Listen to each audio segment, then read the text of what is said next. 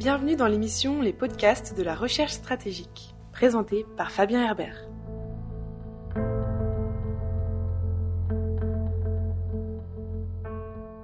Bienvenue sur ce premier podcast de la recherche stratégique, un nouveau format audio créé par la FRS, la Fondation pour la recherche stratégique.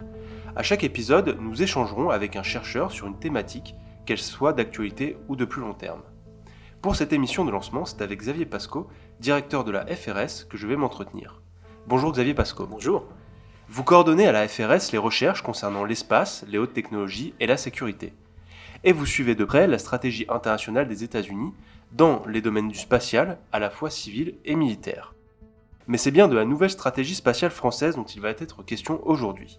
Le président Emmanuel Macron a annoncé vouloir doter la France d'une stratégie spatiale de défense, ainsi qu'un commandement dédié à l'espace. Un budget de 3,6 milliards d'euros y serait alloué pour la période 2019-2025.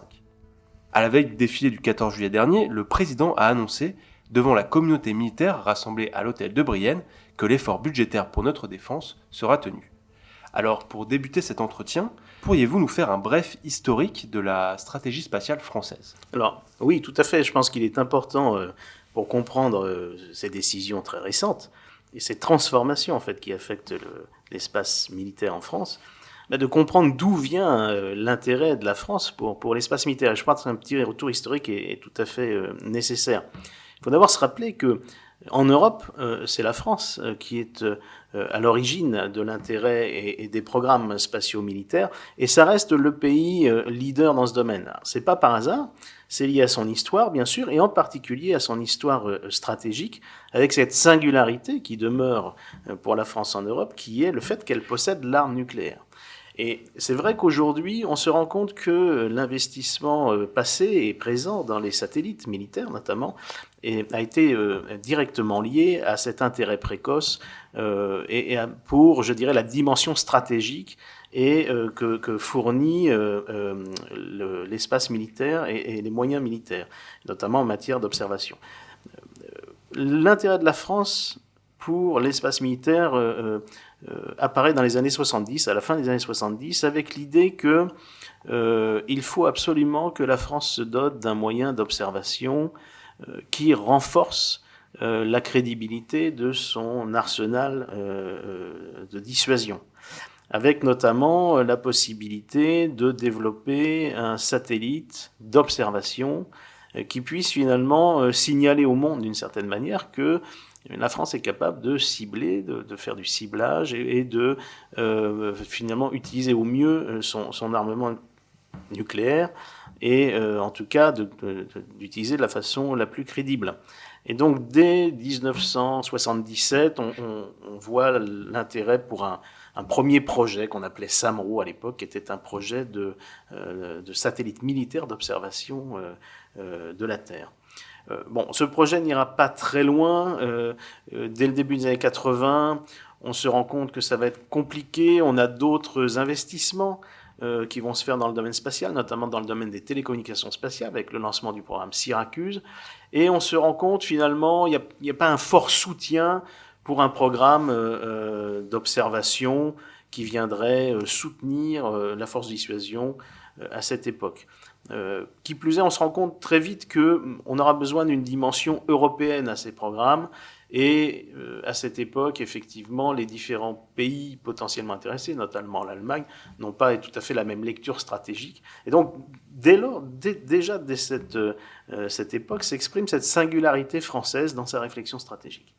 Et puis, les années 80 vont être marquées, notamment côté américain, par l'essor de ce qu'on va appeler le projet de guerre des étoiles, avec là encore un grand rôle donné théoriquement au domaine spatial. Donc ce projet de guerre des étoiles, je le rappelle, il s'agissait de développer un bouclier stratégique qui permette de mettre les États-Unis hors de portée des missiles soviétiques. Et du côté français, finalement, on prend cette initiative comme initiative qui risque surtout d'avoir des retombées technologiques et des retombées finalement à dimension stratégique, plaçant les États-Unis, je dirais, avec une large avance sur l'ensemble des pays, sur l'ensemble de l'Europe et sur l'ensemble des pays, notamment dotés de l'arme nucléaire. Et finalement, l'intérêt pour l'espace va être relancé dans les années 83-84 aussi, du côté français, avec l'idée quand même qu'on a abandonné ce projet SAMRO, mais qu'il faudrait quand même poursuivre la possibilité d'équiper la France de ce type de moyens, ne serait-ce que pour montrer symboliquement que la France est dans la course, d'une certaine manière, à sa mesure bien sûr, est dans la course au stratégique, qui comporte du nucléaire, qui comporte du spatial. Et donc ça va être le lancement des réflexions sur un nouveau programme d'observation de la Terre. Alors il y aura un volet civil qui s'appellera SPOT, les satellites SPOT, qui sont encore valides aujourd'hui, satellites pour l'observation de la Terre, lancés par le CNES. Et puis la version, je dirais, militaire de SPOT, ça va s'appeler Helios. Et on va décider le lancement d'Helios, le lancement du programme en 1986. Donc, et là encore, finalement, faisant de la France un pays singulier dans le concert européen, où il va avoir, la France se donne une place prééminente dans l'ensemble européen en matière d'applications spatiales et de systèmes spatiaux. Et puis ça donnera lieu au programme bien connu Helios 1, puis Helios 2, Helios 1 étant lancé en 1995, Helios 2 dans les années 2004-2009. Donc on installe la France dans une volonté de maîtriser ce qu'on appelait à l'époque, il y avait un acronyme pour ça au ministère de la Défense qui s'appelait VEC, voir, écouter, communiquer. C'était vu comme les conditions même de l'autonomie politique et militaire de la France. Et donc on commence, mais avec le voir c'est Helios. On a communiqué évidemment avec le programme Syracuse, et puis on aura écouté un peu plus tard avec ce qu'on appelle le programme S1, qui sont des programmes de satellites qui ont été lancés dans les années 2000, des programmes expérimentaux, qui vont aboutir bientôt, en 2020 sans doute, à un programme opérationnel qui s'appelle CERES. Xavier Pascaud, comment interpréter les récentes déclarations d'Emmanuel Macron et la présentation de la nouvelle stratégie spatiale par Florence Parly? Où en est-on aujourd'hui, en 2019? Voilà, alors, l'intérêt du retour historique, c'est de montrer que finalement, la France s'est emparée de ce sujet assez tôt, l'a essentiellement utilisé à des fins de connaissances stratégiques. La nouveauté étant que sur les dernières années, la France a de plus en plus utilisé ses moyens militaires à des fins de combat opérationnel. Et ça, c'est très important pour comprendre les décisions qui viennent d'être prises.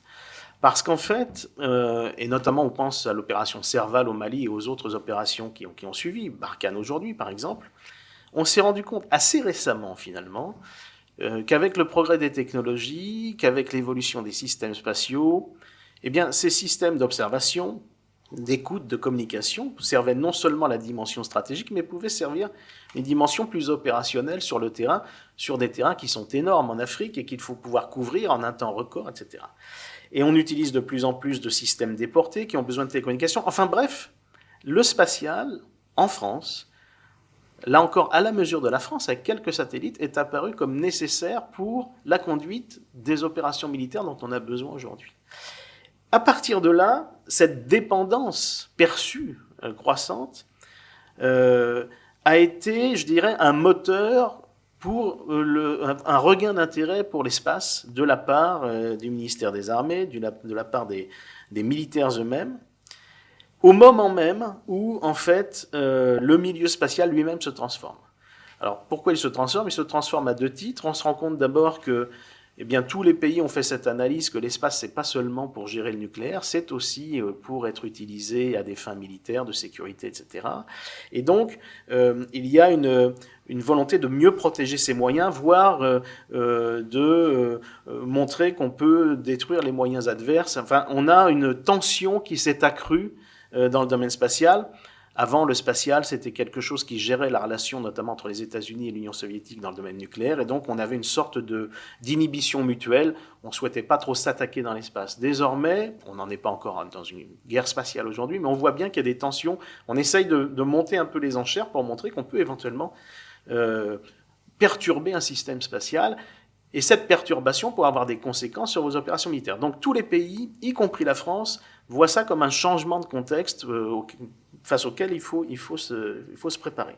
Et puis, deuxième changement de contexte important, de plus en plus de systèmes nouveaux apparaissent dans l'espace, en nombre de plus en plus grand, et avec des performances de plus en plus étendues, des capacités de manœuvre, etc. Donc, le contexte spatial, qui était un contexte juste structuré par quelques pays, avec quelques objets dans l'espace, devient aujourd'hui un contexte où il y a un beaucoup plus grand nombre d'acteurs, et donc une lisibilité beaucoup moindre. Et donc vous avez la concomitance de ces deux dimensions, d'un côté une dépendance de plus en plus grande vis-à-vis des systèmes spatiaux militaires, et d'un autre côté un espace de moins en moins lisible. Donc il y a une sorte d'effet de cisaillement finalement, où là le ministère des Armées a décidé finalement de se réorganiser, de s'organiser pour y faire face, en fait pour assurer aussi la pérennité, la viabilité du système militaire. D'où les décisions qui ont été prises effectivement à la demande du président Macron, qui avait donné mission finalement au ministère des Armées de concevoir une stratégie spatiale de défense qui a été annoncée ces dernières semaines. Et que retenez-vous de cette stratégie de défense ? Alors, la stratégie spatiale de défense, c'est d'abord une meilleure prise en compte des moyens spatiaux dans l'organisation de notre défense. C'est-à-dire que jusqu'à présent, les moyens spatiaux, par le fait même qu'ils étaient essentiellement centrés sur du renseignement de niveau stratégique, étaient quelque chose qui venait apporter de l'information, mais qui n'était pas vraiment, je dirais, partie prenante du système militaire lui-même dans son fonctionnement. Là, on voit bien que la volonté, c'est de dire, mais finalement, les moyens spatiaux, désormais, sont partie prenante du dispositif militaire d'ensemble, puisqu'ils sont utilisés à tous les niveaux, stratégiques, opératifs, peut-être tactiques demain. Et donc, on voit qu'on se réorganise pour ça. C'est-à-dire qu'on crée ce qu'on appelle, a priori, un commandement des forces spatiales qui va avoir une forme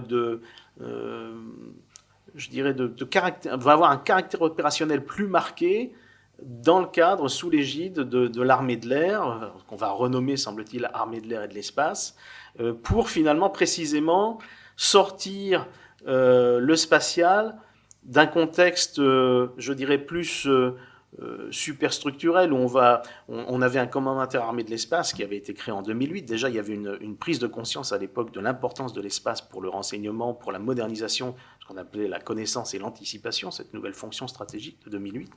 Mais ça restait quelque chose qui, je dirais, venait en plus de services existants qui faisaient fonctionner le spatial. Là, réellement, on réorganise le fonctionnement même du spatial et on va adjoindre à ce commandement des forces spatiales bien des services qui étaient un peu dispersés. Donc on va les regrouper, tout ça va se faire à Toulouse, semble-t-il, donc près du cœur spatial français, de l'industrie spatiale, du CNES, etc. Donc on voit bien qu'on regroupe les moyens, sans doute pour accroître l'efficacité. Ça, c'est important. Et puis par ailleurs, le deuxième point qu'on retient de cette nouvelle stratégie spatiale de défense, c'est l'importance qui est mise sur la nécessité de protéger les moyens spatiaux, ça c'est nouveau, avec éventuellement, le discours de la ministre a fait référence, des moyens un peu dissuasifs pour que les adversaires potentiels ne s'attaquent pas, parce qu'on craint qu'ils ne le fassent, ne s'attaquent pas aux moyens français. Alors ça c'est nouveau parce qu'évidemment, à ce moment-là, on parle implicitement d'armes spatiales. Alors ça, c'était quelque chose qui n'était pas du tout constitutif, je dirais, du spatial militaire français, qui le devient, au moins dans le discours aujourd'hui.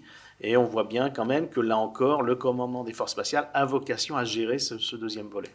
On parle d'adversaires, on parle de Russie, Chine, Iran, Corée du Nord. Voilà, ce sont les principaux pays. Ouais.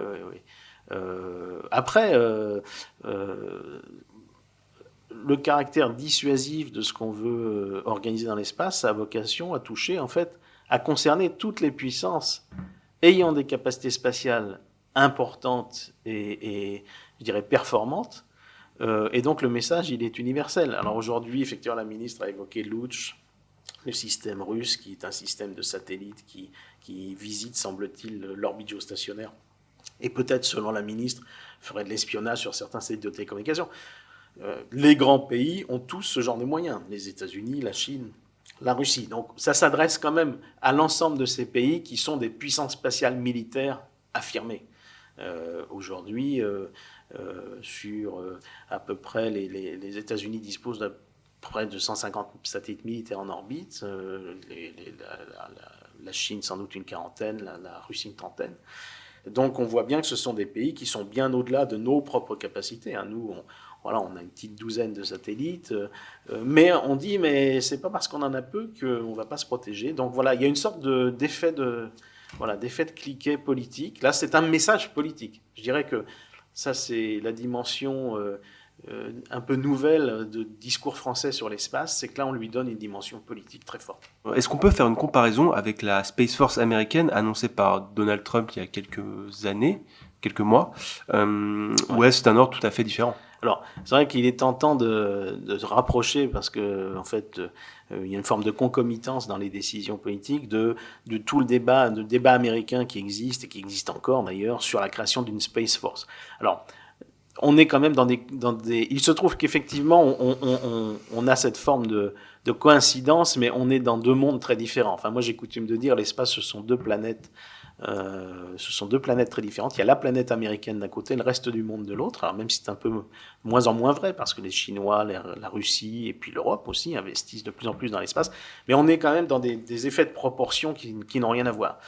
Du côté américain, la Space Force, ça s'inscrit dans un contexte intérieur qui est très important dans les décisions qui sont prises, y compris au niveau symbolique.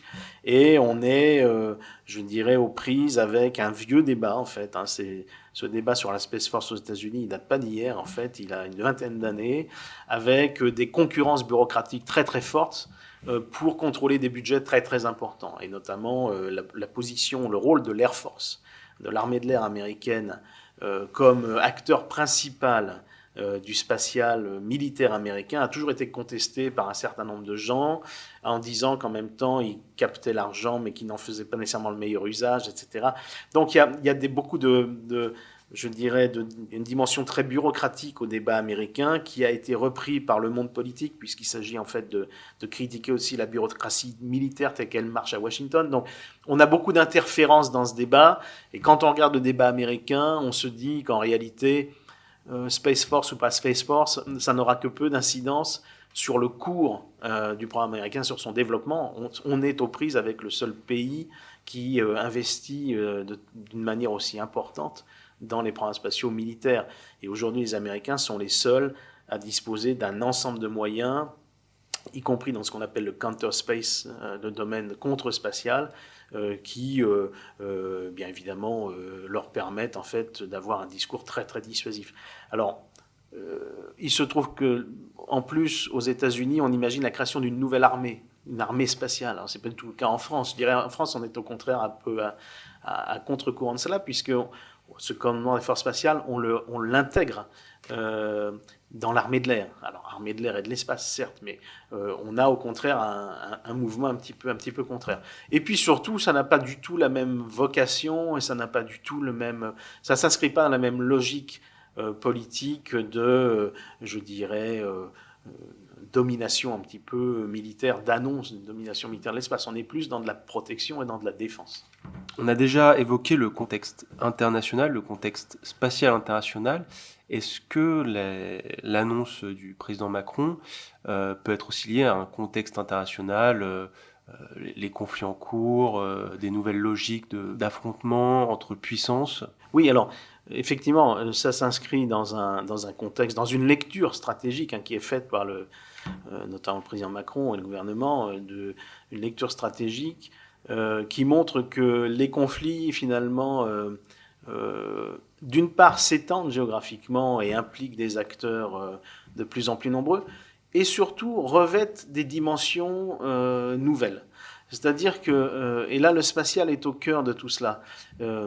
Aujourd'hui, pour un pays comme la France, finalement, affirmer sa puissance politique et militaire, en l'occurrence, c'est aussi investir dans des technologies qui lui permettent de crédibiliser cette posture. Et le spatial en est une. Pourquoi ? Parce que c'est un domaine, finalement, qui est au cœur, je dirais, à la croisée des technologies de l'information, des technologies de pointe les plus diverses, et donc et que vous allez utiliser à des fins militaires. Mais vous allez aussi affirmer votre puissance industrielle, votre puissance technologique, et vous allez compter comme un acteur. Et notamment, il y a aujourd'hui dans le paysage stratégique contemporain, et notamment dans le domaine spatial, l'importance d'être un acteur dans la réglementation et dans la normalisation, on va dire, dans les normes, dans la production de normes technologiques et de normes politiques. Et aujourd'hui, dans l'espace, compte tenu de l'évolution des systèmes, compte tenu des transformations profondes qui ont affecté le paysage spatial depuis quelques années, il est important finalement d'apparaître comme un acteur politique capable de peser sur la réglementation internationale, sur les traités, sur l'élaboration d'éventuels traités internationaux, etc. Et on a vu depuis à peu près une dizaine d'années, un peu plus d'une dizaine d'années, des pays réaffirmer leur présence dans l'espace, notamment en faisant la démonstration de tests anti-satellites. C'est-à-dire que la Chine, en 2007, a relancé un petit peu l'importance symbolique de cette capacité à détruire un satellite avec un missile. Ils ont fait ce test, ça a créé beaucoup de débris, ça a créé beaucoup de controverses. Les Américains ont répondu en quelque sorte à ce test, alors en invoquant la nécessité pour eux de détruire un satellite qui pouvait être dangereux, mais on a bien vu que c'était une réponse symbolique. Et puis on a eu encore récemment l'Inde, au début de l'année 2019, au printemps 2019, qui a aussi d'une certaine manière fait a franchi ce pas symbolique en détruisant ce satellite à la manière chinoise, faisant moins de débris, certes, mais il y en a encore un petit peu qui subsistent. Et donc tout ça, on le voit bien, et on l'a bien analysé côté européen et côté français, est quelque chose qui est susceptible de rebattre les cartes dans la manière dont les puissances investissent l'espace. Et si vous voulez faire en sorte, on sait très bien qu'on aura de toute façon le besoin d'édicter des règles internationales. Dans l'espace, on est tous interdépendants. Et donc, pour édicter ces règles, qui sont difficiles à édicter, il y a vraiment une concurrence entre les pays. Les discussions diplomatiques sont bloquées, en gros, depuis plus de 10 ans, entre la Chine et la Russie d'un côté et les États-Unis de l'autre, qui se surveillent et qui ne se font pas confiance mutuellement, finalement. Eh bien, l'Europe a une carte à jouer. Et la France, sans doute, a une carte à jouer. Et en investissant dans le spatial et en montrant qu'elle est sérieuse dans son investissement, y compris militaire, c'est aussi une manière politique de montrer qu'elle est un acteur médian, ou capable en tout cas d'avoir un rôle pour réfléchir à des règles internationales acceptables par tous. Donc ça, c'est très important. Je dirais que c'est le pendant d'un effort politique qui a eu lieu depuis quelques années, en Europe notamment, avec la France en fer de lance. On a proposé, par exemple, un projet de code de conduite dans l'espace. Ce projet n'a pas été accepté au bout du compte par l'Assemblée générale des Nations unies, parce que vu comme un peu trop européen, etc. Mais on n'a pas renoncé, au niveau européen et au niveau français, à intervenir dans le champ diplomatique pour essayer de réguler, d'aider à la régulation. Et si vous voulez être, évidemment, crédible au plan diplomatique, vous devez montrer que vous avez des capacités au plan spatial en général et au plan militaire en particulier. Donc vous êtes un acteur légitime de ce champ diplomatique dans ce domaine. Et c'est en fait aussi l'une des raisons pour lesquelles ces réflexions arrivent aujourd'hui. Et il s'agit d'une stratégie plutôt de moyen, voire de long terme, parce qu'on voit bien qu'à court terme, avec l'administration Trump, la logique de traité, elle n'est pas vraiment là. Tout à fait, non, mais alors tout à fait. Alors en plus, dans le spatial, on parle toujours de décennies, ne serait-ce que parce que les systèmes eux-mêmes mettent très longtemps à émerger, etc. Mais enfin, c'est quelque chose, les discussions elles-mêmes sont très actives. Il y a 20 ans, il y avait assez peu de discussions sur le domaine spatial, il n'y avait pas de conflit très fort, et le spatial était en gros régulé par la relation stratégique entre l'Union soviétique et puis la Russie après, et les États-Unis d'un autre côté. Maintenant, beaucoup plus d'acteurs, beaucoup plus de pays ont un satellite en orbite. Près de 70 pays aujourd'hui ont au moins un satellite en orbite, et puis de nouveaux acteurs privés qui commencent je dirais, occuper la scène de manière absolument majeure. Et donc, on voit bien que les États eux-mêmes ont besoin, de toute façon, de réinventer des règles. Les traités qui existent aujourd'hui, il y en a 5, dont un traité principal qui est le traité de l'espace de 1967, sont des traités très généralistes, qui n'interdisent pas nécessairement beaucoup de choses, mais qui édictent des grands principes, notamment le principe de non-appropriation de l'espace, etc.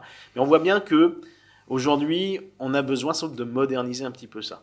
Donc ça, c'est vraiment, on le sent bien, la diplomatie est beaucoup plus active. Aujourd'hui, les diplomates sont très présents sur ces terrains, que ce soit à Genève, à la conférence du désarmement, que ce soit à la commission sur les utilisations pacifiques de l'espace extra-atmosphérique des Nations Unies.